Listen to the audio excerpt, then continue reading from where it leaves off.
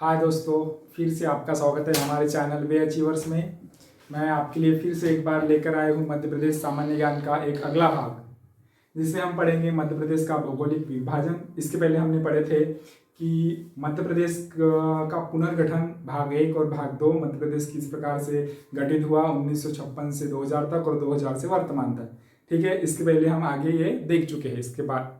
इसके बाद हम पढ़ेंगे मध्य प्रदेश का भौगोलिक विभाजन, जिसके अंतर्गत पढ़ेंगे हम मध्य प्रदेश को जियोग्राफिकल मैप के द्वारा या भौगोलिक दृष्टि के द्वारा कितने भागों में बांटा गया है।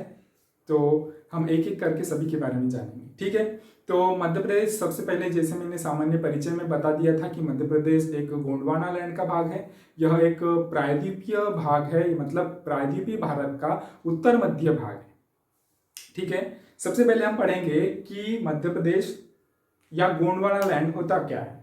गोंडवाना लैंड यह एक, जैसे हमें जानते हैं कि महाद्वीपीय भाग, भारत के महाद्वीपीय भाग को गोंडवाना लैंड भी कहा जाता है। यह लैंड अफ्रीका से टूटकर मतलब जो भूसन्नति प्लेट टेक्टोनिक थ्योरी के द्वारा, जो प्लेट टेक्टोनिक माध्यम के द्वारा जब दो भूभाग आपस में बिखरते हैं या अलग होते हैं, वो धीरे धीरे अलग होकर अपने द्वीप से, अपने भूभाग से अलग हो जाते हैं। उसको वो धीरे धीरे किसी दूसरे भूभाग में जुड़ते चले जाते हैं। इसी तरह हमारा भारत भी अफ्रीका से पहले जुड़ा था। वो दक्षिण अफ्रीका से और अफ्रीका महाद्वीप से अलग होते होते हमारा अभी प्रायद्वीपीय भारत का जो वास्तविक स्वरूप है वो अलग होते हुए दिखाई दिया। ठीक है, इसके अंतर्गत हम पढ़ेंगे कि मध्य प्रदेश को कितने भूभाग में बांटा गया है। तो सामान्यतः मध्य प्रदेश को अगर हम भौगोलिक दृष्टि से देखें तो 3 भागों में बांटा गया है। हम जानते हैं कि मध्य प्रदेश के बीचों बीच कर्क रेखा गुजरी है और कर्क रेखा से 14 जिले होकर गुजरते हैं, जो मैं आपको सामान्य परिचय में बता चुका हूँ। ठीक है, तो मध्य प्रदेश के 3 भूभाग कौन से है भौगोलिक दृष्टि से जो बांटे गए हैं, हम वो देख लेते हैं। ठीक है, मध्य प्रदेश के प्राकृतिक भाग। ठीक है, सबसे पहले हम पढ़ेंगे एक जो है वो नंबर 1 है मध्य भारत का पठार। ठीक है, सबसे पहले हम पढ़ेंगे मध्य भारत का पठार या मध्य उच्च प्रदेश। ठीक है, क्या कहेंगे? मध्य उच्च प्रदेश। ठीक है, मध्य भारत का पठार या मध्य उच्च प्रदेश। ठीक है, नंबर 2 हम पढ़ेंगे इसमें सतपुड़ा मैकल श्रेणी। ठीक है, उसके बाद हम पढ़ेंगे सतपुड़ा मैकल श्रेणी। तथा थर्ड हम पढ़ेंगे बघेलखंड का पठार।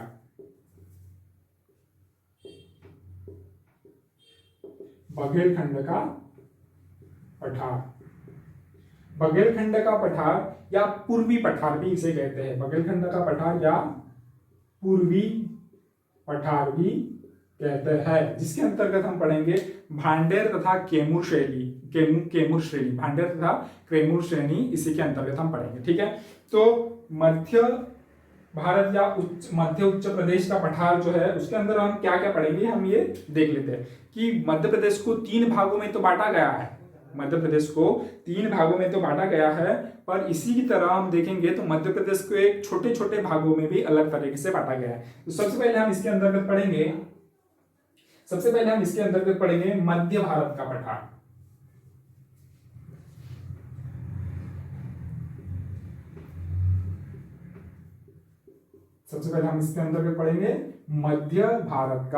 मध्य भारत का पठार। मध्य प्रदेश में कहाँ अवस्थित है, किस प्रकार से इसकी विस्तार है, किस प्रकार से इसकी भौगोलिक दृष्टि है, उसकी चोटी कौन सी है, सर्वोत्तम चोटी कौन सी है, उसकी वहाँ की कृषि कैसी है, वहाँ की मिट्टी कैसी है, वहाँ की जलवायु कैसी है, हम उसके बारे में सभी जानेंगे। ठीक है, उसके बाद हम पढ़ेंगे बुंदेलखंड का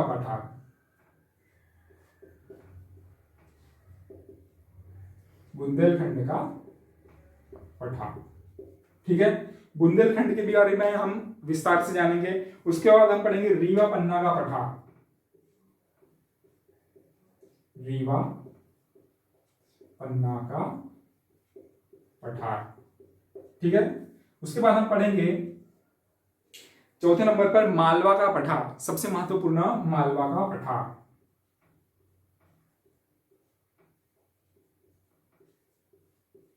ठीक है। मालवा का पठार एक सबसे बड़ा भूभाग है मध्य प्रदेश में, और मालवा का ही पठार सबसे कम नीचा है।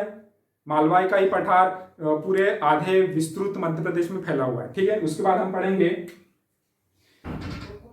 पांचवें नंबर पे नर्मदा सोन घाटी, नर्मदा सोन घाटी। नर्मदा सोन घाटी किस प्रकार से फैली हुई है? मध्य प्रदेश में सबसे नीचा भाग बोला जाए तो नर्मदा सोन घाटी को कहा जाता है, ठीक है। उसके बाद हम पढ़ेंगे, ये हो गया मध्य भारत या मध्य उच्च प्रदेश के पठार के अंतर्गत हम इस पांचों भाग को हम पढ़ेंगे, ठीक है। उसके बाद हम पढ़ेंगे सतपुड़ा मेकाल श्रेणी में पश्चिमी पठार या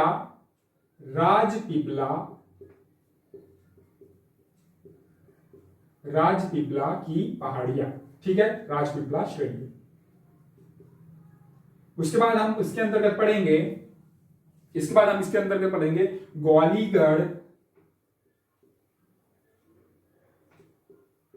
ग्वालीगढ़ या बैतूल का पठार,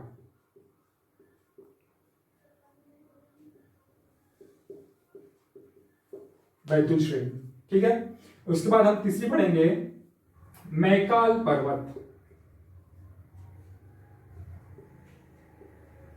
पर्वत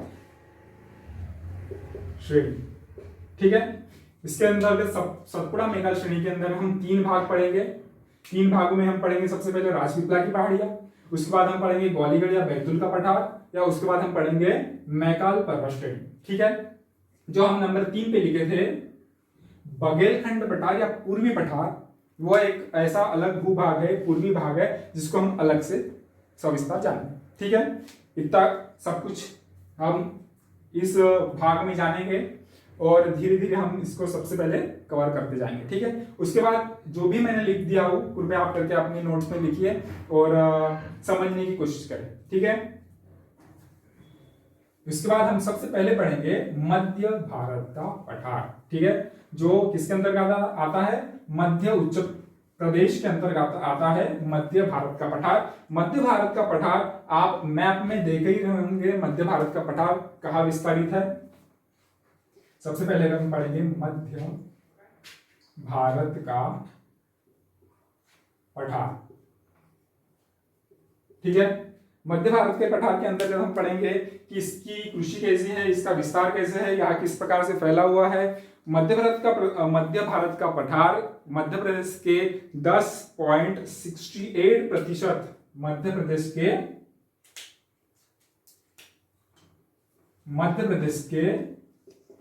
10.68% में हिस्से में फैला हुआ है, ठीक है।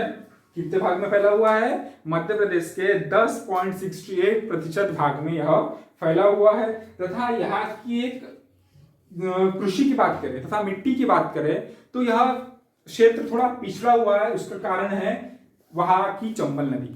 चंबल नदी इस वजह से बोला जाए कि चंबल नदी वहां की मिट्टी को अपने साथ बहा कर ले जाती है, मतलब इतना ज्यादा प्रमाण पे अपर्दन करती है, जिस वजह से वहां की उपजाऊ मिट्टी वहां से बहाकर वो ले जाती है, ठीक है।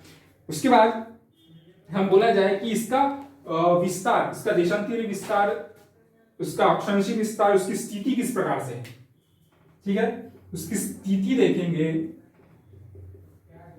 उसकी स्थिति है 24 डिग्री से 26 डिग्री 48 पॉइंट पूर्वी, 48 पॉइंट उत्तरी अक्षांश पर स्थित है, तथा 74 डिग्री से 50 पॉइंट से 79 डिग्री से 10 पॉइंट पूर्वी देशांतर पर यह अवस्थित है। पूर्वी देशांतर पर यह अवस्थित है। ठीक है, यह हो गई यहाँ की स्थिति, मध्य भारत के पठार की स्थिति हो गई देशांतरी तथा अक्षांतरी। ठीक है, उसके बाद हम पढ़ेंगे, अगर हम यह मध्य भारत के पठार की अवस्थिति हम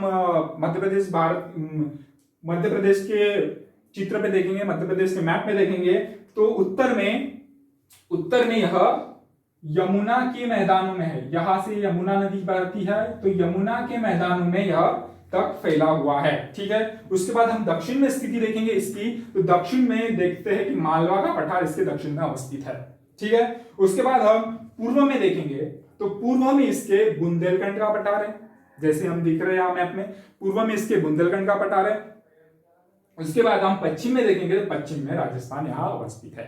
ठीक है, उसके बाद इसके मध्य भारत का पठार को अन्य नाम से भी जाना जाता है, जिसका नाम है चंबल प्रदेश। क्या नाम है? चंबल प्रदेश। क्या नाम है? चंबल प्रदेश। ठीक है, उसके बाद यहाँ की जलवायु की बात करें, यहाँ की जलवायु कैसी है, किस प्रकार से यहाँ वर्षा होती है, किस प्रकार से तापमान है। तो यहाँ की हम जलवायु की बात करें, तो जलवायु में सबसे पहले जलवायु की बात करें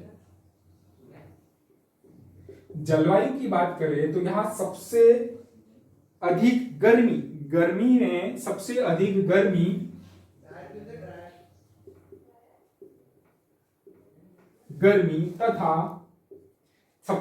गर्मी तथा सर्दियों में सबसे अधिक सर्दी यहां पड़ती है। ठीक है, सर्दियों में सबसे अधिक सर्दी यहां पड़ती है। ठीक है, सर्दियों में सबसे अधिक सर्दी यहां पड़ती है। यह हो गया जलवायु का। और उसके बाद हम वर्षा की बात करें, अगर वर्षा की बात करें तो यहाँ कम वर्षा, तो यहाँ सबसे कम वर्षा होती है, जो इसको चंबल उपाद्र वन या चंबल उपाद्र क्षेत्र भी कहते हैं। इसको सबसे ज्यादा वर्षा 75 सेंटीमीटर से भी कम की वर्षा होती है। 75 मीटर से भी यहाँ की कम की वर्षा होती है। और मध्य प्रदेश में सबसे कम वर्षा होने वाला स्थान इसी के अंतर्गत आता है, जो है भिंड जिले में। कहां सबसे ज्यादा कम वर्षा होती है? भिंड जिले में। ठीक है, भिंड जिले में 55 सेंटीमीटर से भी कम वर्षा होती है। कितनी? 55 सेंटीमीटर से भी कम वर्षा होती है। उसके बाद हम पढ़ेंगे यहाँ की मिट्टी कैसी है। यहाँ की मिट्टी देखेंगे, तो अब जब हम मिट्टी देखते हैं, तो यहाँ मिट्टी मुख्यतः जलोढ़ मिट्टी तथा काली मिट्टी पाई जाती है। अब जलोढ़ मिट्टी क्यों? ठीक है, वो उसका भी कारण मैं बताऊंगा। मिट्टी सबसे पहले यहाँ काली मिट्टी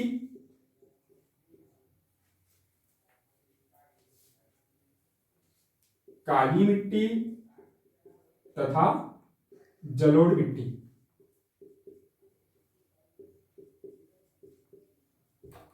जलोढ़ मिट्टी ऐसी मिट्टी होती है, उस मिट्टी में सबसे ज्यादा फसल उपजाऊ तत्व होती है, उसमें फसल अच्छी तरह से होती है।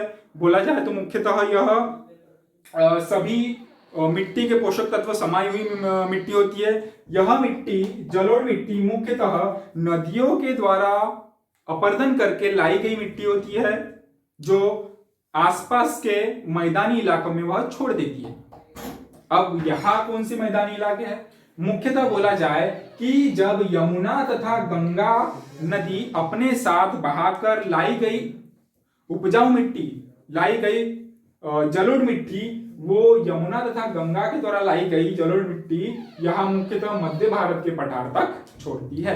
ठीक है, ये समझ में आ गया कि जलोढ़ मिट्टी किस प्रकार से पाई जाती है। उसके बाद हम चट्टानी की बात करें, तो यहाँ की मुख्यतः चट्टान पाई जाती है। चट्टानों की बात करें तो यहाँ मुख्यतः चट्टान पाई जाती है कडप्पा तथा विंध्यन क्रम की चट्टान। ठीक है, कडप्पा तथा विंध्यन क्रम की चट्टानें यहाँ मुख्यतः पाई जाती है।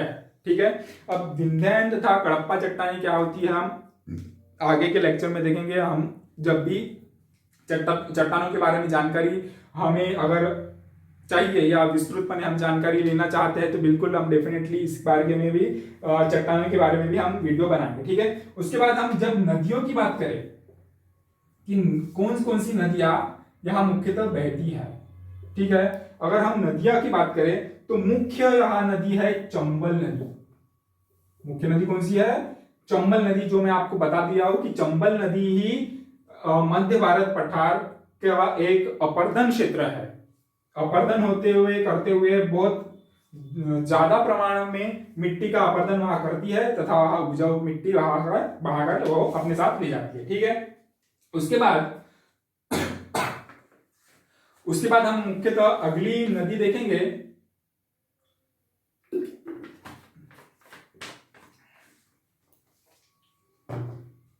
उसके बाद हम वहां की अगली नदी देखेंगे।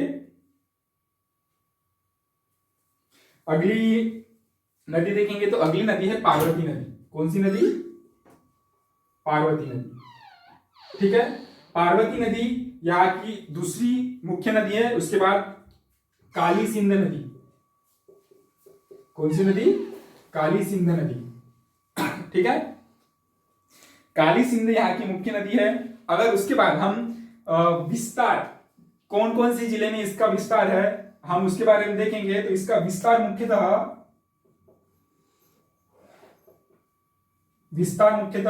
कौन कौन से जिले में, सभी जिले यहाँ लिखना पॉसिबल नहीं होगा, फिर भी मैं मुख्यतः जिले यहाँ बता दूं। मुख्य जिला है भिंड जिला। उसके बाद है मुरैना। उसके बाद है शिवपुरी।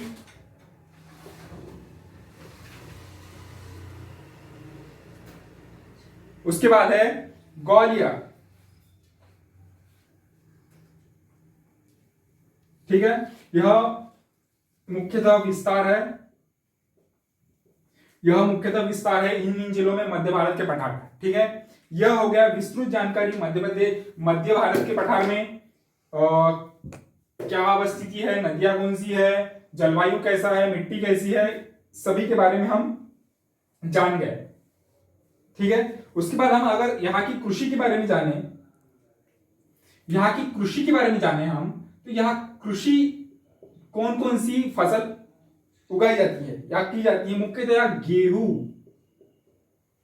गेहूं तथा ज्वार मुख्यतः यहाँ बोई जाती है या उपजाऊ की जाती है, ठीक है। उसके बाद हम मुख्य बात, यहाँ की जनजाति, हमारा बोर्ड छोटा होने के कारण थोड़ी सी जगह की कमतरता है, तो आप कृपया समझे। तो मुख्य यहाँ जनजाति निवासरत है सहरिया जनजाति। सहरिया जनजाति मध्य प्रदेश की ऐसी जनजाति है जो जनजाति अति पिछड़ा जनजातियों में से आती है, ठीक है। उनको कुछ सहूलियतें दी गई है, वो भी अभी तक विकास की मुख्य धारा में नहीं आई है, इस वजह से उनको अति पिछड़ा जनजाति कहा जाता है, ठीक है। यह मुख्यतः हो गया मध्य भारत के पठार का कुछ विशेष महत्व, कुछ विशेष बातें जो मैं आपको सामने बताया हूं, ठीक है। उसके बाद हम देखेंगे बुंदेलखंड का पठार, ठीक है। ये मैं मिटा रहा हूं, कृपया आप अपने नोट में नोट करते चलिए। अब उसके बाद हम पढ़ेंगे बुंदेलखंड का पठार। कौन सा पढ़ेंगे? बुंदेलखंड का पठार। बुंदेलखंड का पठार आप मैप में देख ही रहे होंगे किस प्रकार से अवस्थिति है, उसकी विशेषता क्या है, उसमें नदियां मुख्यतः कौन सी है, वहां मिट्टी कौन सी पाई जाती है। बुंदेलखंड का पठार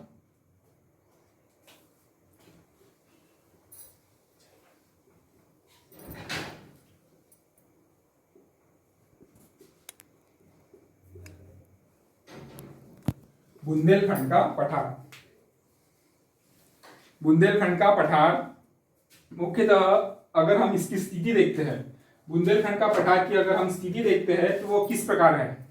बुंदेलखंड का पठार या बुंदेलखंड का भाग मध्य प्रदेश के 7.7% में हिस्से में मध्य प्रदेश के यह फैला हुआ है। ठीक है, ठीक है। उसके बाद हम यहाँ की हम मिट्टी की बात करें या उपजाऊ फसल की बात करें तो यहाँ एक पानी की सबसे कम प्रचुरता या कमतरता होने की वजह से यहाँ भी विकास का अभी तक ज्यादा कुछ विकास हो नहीं पाया है। ठीक है, उसके बाद हम पढ़ेंगे इसकी स्थिति क्या है, बुंदेलखंड के पठार की स्थिति क्या है।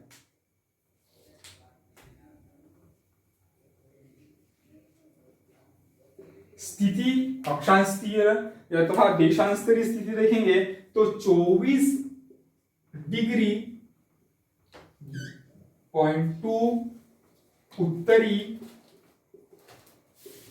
उत्तरी अक्षांश तथा 75 डिग्री से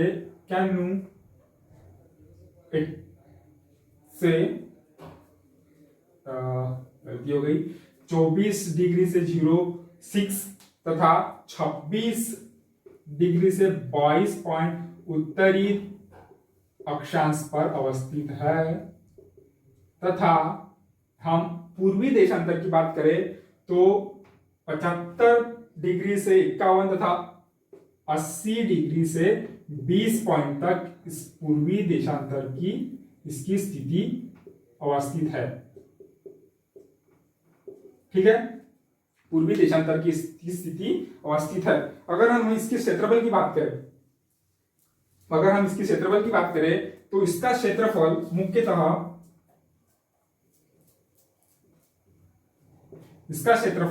मुख्यतः 23,495 वर्ग किलोमीटर में फैला हुआ है। 23,495 वर्ग किलोमीटर में यह फैला हुआ है।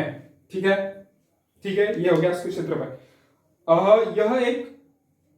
यह एक बोला जाए तो असमान ऊंचाइयों वाला स्थान है।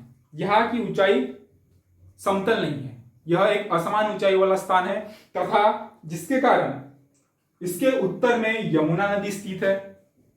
ठीक है, उसके बाद दक्षिण में बोला जाता है रीवा पन्ना का पठार स्थित है, रीवा पन्ना तथा मालवा का पठार स्थित है तथा उसके दक्षिण में विंध्याचल पर्वत स्थित है, विंध्याचल पर्वत की पूरी श्रेणी स्थित है तथा उसके बाद इसका ढलान उत्तर की ओर अवस्थित है। इसका ढलान कहां तक है? उत्तर की ओर अवस्थित है। इसी वजह से यहां से बहने वाली सभी नदियां उत्तर दिशा में बहती है।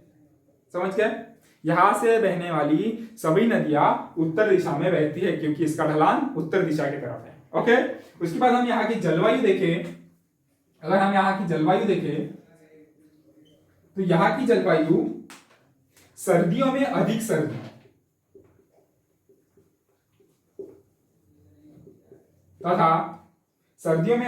तथा गर्मियों में अधिक गर्मी होती है यहां भी। और वर्षा की हम जब बात करें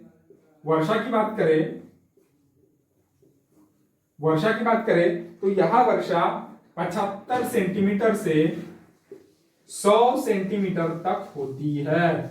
ठीक है, 75 सेंटीमीटर से 100 सेंटीमीटर तक मुख्यतः यहां वर्षा होती है तथा यहाँ की मिट्टी की बात करें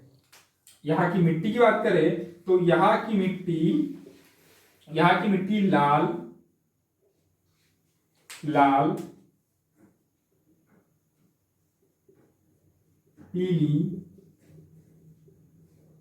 लाल पीली तथा काली दोमट मिट्टी यहाँ पाई जाती है। लाल, पीली, काली तथा दोमट मिट्टी यहाँ पाई जाती है। ठीक है, ठीक है।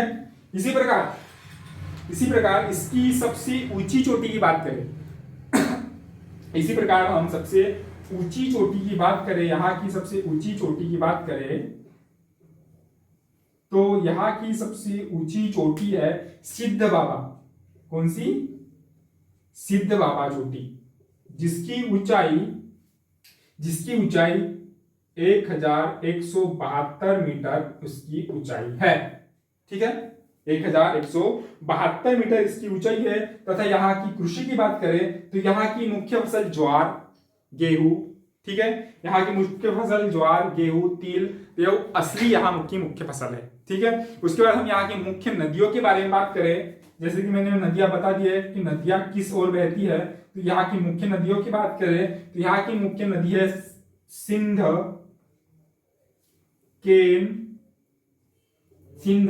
केन, बेतवा तथा धसान, ठीक है। यहाँ की मुख्य नदियां कौन सी है? सिंध, केन, बेतवा तथा धसान, ठीक है। उसके बाद अगर इसका विस्तार देखेंगे कि कौन कौन सी जिले में इसका विस्तार है, कहां कहां तक ये फैली हुई है, तो मुख्यतः यह फैली हुई है टीकमगढ़। इसका विस्तार देखें तो मुख्यतः यह फैली है टीकमगढ़, ठीक है। उसके बाद छतरपुर, ठीक है, टीकमगढ़, छतरपुर तथा दतिया, यह भाग दतिया। उसके बाद सागर, यह मुख्यतः विस्तृत से फैली हुई है, ठीक है। एक मुख्य बात मैं आपको बता दूं, एक मुख्य बात यहाँ की, यहाँ पर उष्ण कटिबंधीय शुष्क पतझड़ वाले वन पाए जाते हैं। मुख्यतः कौन से? उष्ण कटिबंधीय शुष्क पतझड़ वाले वन पाए जाते हैं, जिसमें मुख्यतः वन है तेंदुपत्ता, ठीक है। इसमें मुख्यतः वन कौन सा है? तेंदुपत्ता। इसलिए सबसे ज्यादा छतरपुर में तेंदुपत्ते की, वहां के आदिवासी, वहां के स्थानीय लोग तेंदुपत्ते जमा करके वहां बेचने का काम करते हैं, ठीक है। यह हो गया बुंदेलखंड के पठार के बारे में। क्या हो गया? बुंदेलखंड के पठार के बारे में। उसके बाद हम पढ़ेंगे मालवा के पठार, ठीक है। उसके बाद हम पढ़ेंगे मालवा का पठार। बुंदेलखंड के बारे में विस्तृत जानकारी हो गई, कृपया आप नोट करते हुए चलिए एक एक बातें।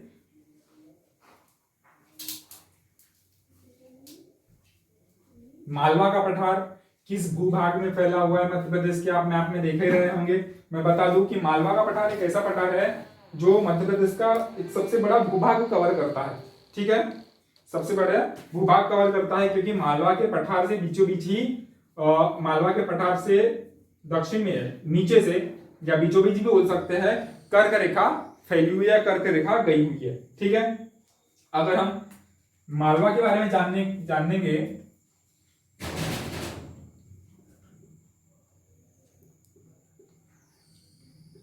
मालवा का पठार, मालवा के पठार में जानने की मुख्य विशेषता है, मालवा के बारे में जानने की मुख्य विशेषता है कि यहाँ की जलवायु, यहाँ की जलवायु, जब चीनी यात्री फाइयांग आया था, तो चीनी यात्री फाइयांग ने बोला था कि विश्व में सर्वोत्कृष्ट जलवायु होगी तो वह मध्य प्रदेश के मालवा के पठार की जलवायु है, ठीक है। यहाँ की इतनी अच्छी जलवायु है कि कृषि के लिए यह बहुत ही उपजाऊ और बहुत ही मुख्य जलवायु है। यहाँ की मुख्यतः गेहूं होता है। बोला जाता है कि यह हिस्सा मध्य प्रदेश के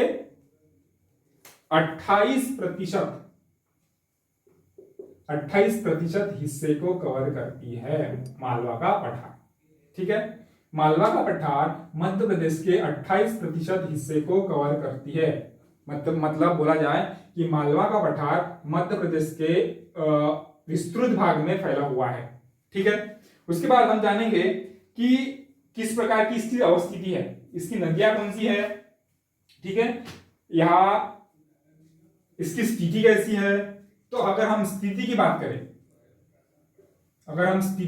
करें तो यहाँ की स्थिति है 20 डिग्री 17 पॉइंट से 25 डिग्री 8 पॉइंट तक उत्तरी अक्षांश अवस्थित है, तथा 74 डिग्री से 59 पॉइंट से 74 डिग्री से 59 पॉइंट तक 79 से डिग्री से 20 पॉइंट तक पूर्वी देशांतर यह अवस्थित है, ठीक है। अगर हम इसके क्षेत्रफल की बात करें अगर हम इसके क्षेत्रफल की बात करें,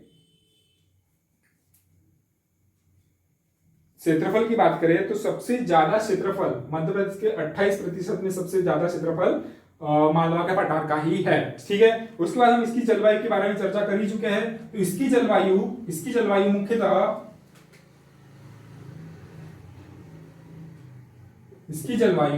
मुख्यतः तापमान की अगर हम बात करते हैं तो यहाँ की तापमान 40 डिग्री से 42 डिग्री तक जाता है। कहा था 40 डिग्री से 42 डिग्री तक जाता है। तो अगर हम वर्षा की बात करें तो यहाँ की वर्षा 75 सेंटीमीटर से 125 सेंटीमीटर तक यहाँ की वर्षा होती है। ठीक है, 75 सेंटीमीटर से 125 सेंटीमीटर तक यहाँ वर्षा होती है। ठीक है, अगर हम यहाँ की मिट्टी की बात करें तो यहाँ की मिट्टी काली मिट्टी है, गहरी काली मिट्टी। ठीक है, इसलिए यहां मुख्यतः गेहूं,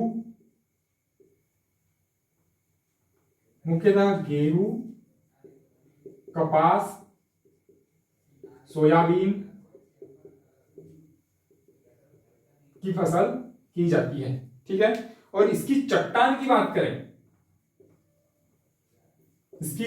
अगर हम बात करें तो यह मुख्यतः दक्कन ट्रैप की चट्टानें हैं, मतलब बेसाल्ट की चट्टानें,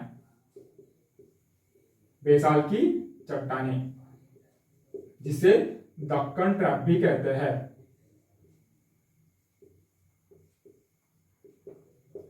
ठीक है, इसे दक्कन ट्रैप भी कहते हैं। दक्कन ट्रैप या बेसाल्ट चट्टानें होती क्या है? दक्कन ट्रैप तथा बेसाल्ट चट्टानें मुख्यतः या ज्वालामुखी से निर्मित चट्टानें, मतलब ज्वालामुखी से जो लावा बाहर निकलकर एक विस्तृत भूभाग में फैल गया। ठीक है, ज्वालामुखी से जो लावा बाहर निकलता है वह एक विस्तृत भूभाग में फैल जाता है तथा वो हजारों सालों से वहां ठंडा होकर, हजारों सालों के बाद वह जो ठंडा होकर एक मिट्टी का स्वरूप ले लेता है, उसको कहते हैं बेसाल्ट चट्टानें या दक्कन ट्रैप। और वही होती है काली मिट्टी, जो बोला जाता है मुख्यतः ज्वालामुखी से लावा से बनी हुई मिट्टी को ही काली मिट्टी कहते हैं। ठीक है, अगर हम इसकी नदियों की बात करें, नदियां यहां मुख्यतः कौन कौन सी नदियां बहती है? अगर हम नदियों की बात करें तो नदियां मुख्यतः चंबल, जो मध्य भारत के पठार में भी बहती है। उसके बाद शिप्रा,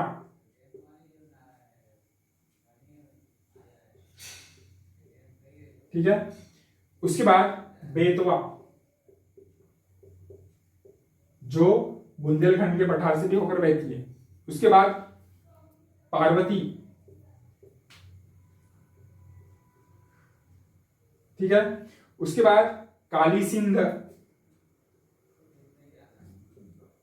जो मध्य भारत के पठार से भी होकर बहती है। ठीक है, आदि मुख्य नदियां यहां से बहती, मालवा के पठार से बहती है। ठीक है, अगर हम यहाँ विस्तार की बात करें, कौन कौन सी जिले में इसका विस्तार है, कुछ ही मुख्य जिले यहाँ मैं बता दूं, क्योंकि बोर्ड की कमतरता होने की वजह से सभी जिले यहाँ लिखना नहीं होगा पॉसिबल।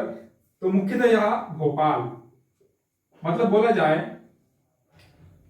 बोला जाए कि मुख्यतः दो बड़ी सिटियां, मुख्यतः दो बड़े जिले, मुख्यतः दो बड़े शहर भोपाल और इंदौर, यही मालवा के पठार में अवस्थित है। ठीक है, भोपाल, इंदौर, उसके बाद रतलाम, उज्जैन, देवास, रायसेन,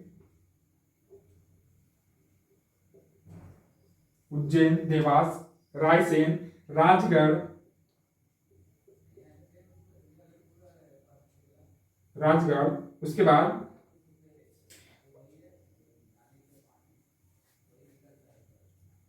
विदिशा आदि जिलों में इसका विस्तार है। ठीक है, आदि जिलों में इसका विस्तार है। अगर हम यहाँ की कृषि के बारे में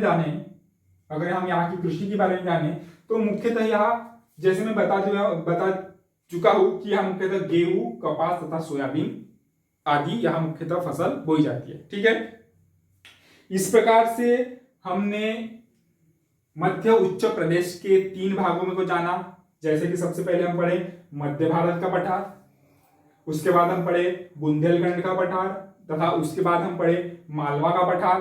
ठीक है, आज मैं यहाँ तक ही वीडियो को सीमित कर दूं, क्योंकि आगे भी हम और अच्छे से पढ़ेंगे। जैसे रीवा पन्ना का पठार है, जिसे नर्मदा सोन घाटी है, और सतपुड़ा पर्वत श्रेणी है, और बघेलखंड का पठार है। हम ये आगे की क्लास में कंटिन्यू करेंगे, और मैं ये क्लास यही खत्म करता हूँ। और जो भी आपको कंफ्यूजन हो, जो भी आपको प्रॉब्लम हो, कृपया आप कमेंट बॉक्स में लिखें। ठीक है, तथा वीडियो अच्छा लगा तो जरूर आप लाइक करें। ठीक है, उसके बाद दोस्तों को भी शेयर करें, और हमारे वे अचीवर्स चैनल को सब्सक्राइब करना ना भूलें। ठीक है, धन्यवाद।